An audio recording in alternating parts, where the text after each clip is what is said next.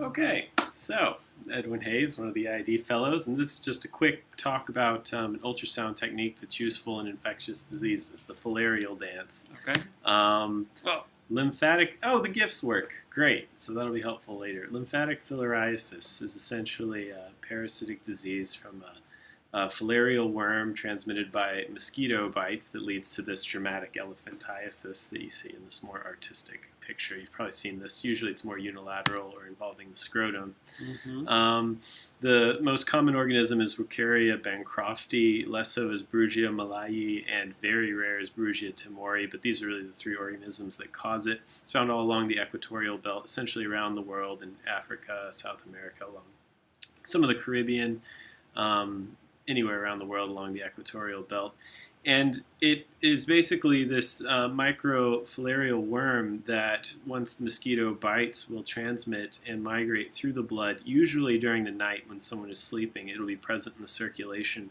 And then it shifts from the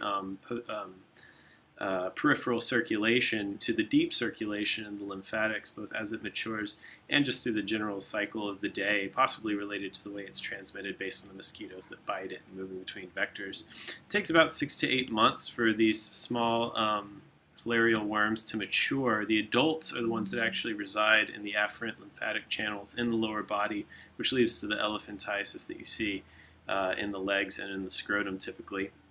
There are 3 phases. As I said, the maturation can take a long time. There can be years where there's no symptoms whatsoever, which is followed by a more acute inflammatory phase where you'll see generalized fever, tenderness, lymphadenopathy changes, and then the most notorious is the long-term kind of scarring lymphatic changes with skin thickening and elephantiasis.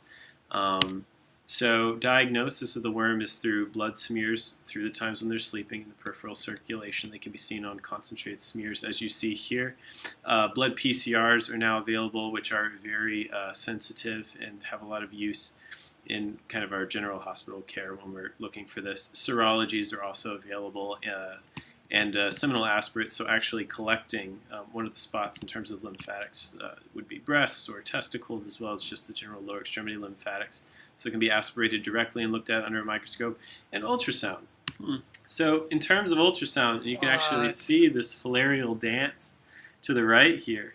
Was first noted in 1994. They took 14 patients who were asymptomatic, but they did have blood work that was suggestive of filarial infection. They were in the appropriate endemic setting, so it seemed likely they were infected. So they did ultrasound of the testicles. What you're seeing here is kind of a fluid collection hydrocele next to the epididymis. Uh-huh. And often you can see issues with either orchitis or epididymitis with these infections, usually more the acute phase. But this is just a classic area it can infiltrate too. So under high-resolution ultrasonography, they were able to see these to and fro movements of these echogenic particles. That's essentially what the filarial dance is. It's linear, echogenic, and they tend to work in kind of this twirling motion.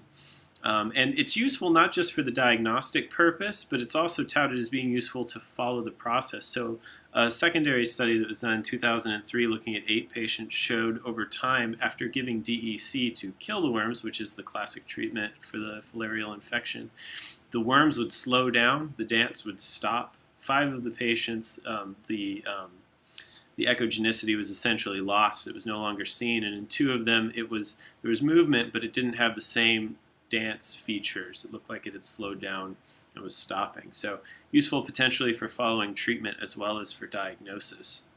So just an interesting other way to diagnose this disease, particularly in the testicles, but also has been seen in the breasts.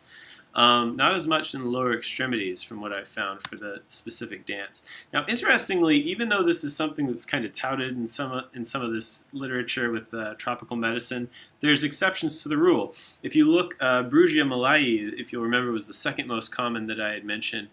In a study that was looking at 26 individuals, all of them who had the Brugia malayi were negative for the filarial dance. They couldn't find it on the testicles.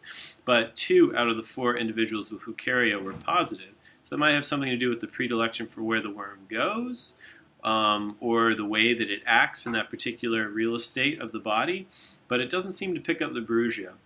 So that might be a little bit of an issue in terms of generalizable sensitivity. But what about specificity? This seems like a very specific finding. But if you look, people in non-endemic areas have been followed after urological procedures, surgeries. Usually they've had some kind of intervention to the testicles. But 18 patients over 10 years they collected who had what looked very similar to the filarial dance, with this kind of dancing movement. But they even aspirated some of them, and there was nothing found to suggest worms. They weren't from an area where they would be thought to get filaria. They had no exposures to filaria, so it seemed out of place. So not only are we having sensitivity issues, but maybe specificity issues as well.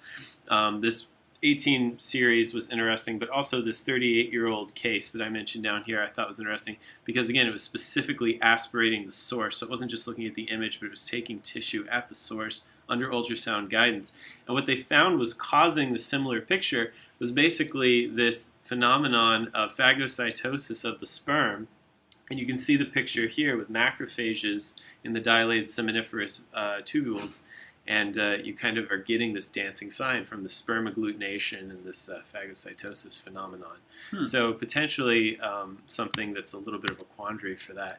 And here's another picture, again, of an individual from a non-endemic area, has no known exposure to filariasis, but had these findings. This, unfortunately, is not a moving one, but similar kind of small hyperechogenic areas that were thought to be a filarial dance, but ultimately, on aspiration, it was this agglutinated sperm and phagocytosis phenomenon. So apparently, in the right clinical setting, this could be a useful quick way to look for some kind of a filarial infection for a patient who is thought to be exposed, maybe is developing these signs of elephantiasis, but it's not without its limitations as well. So Brugia may not be able to be picked up, and it also may falsely be positive for individuals who have had prior urological procedures, and just something to take into account in terms of the limitations. But useful, interesting.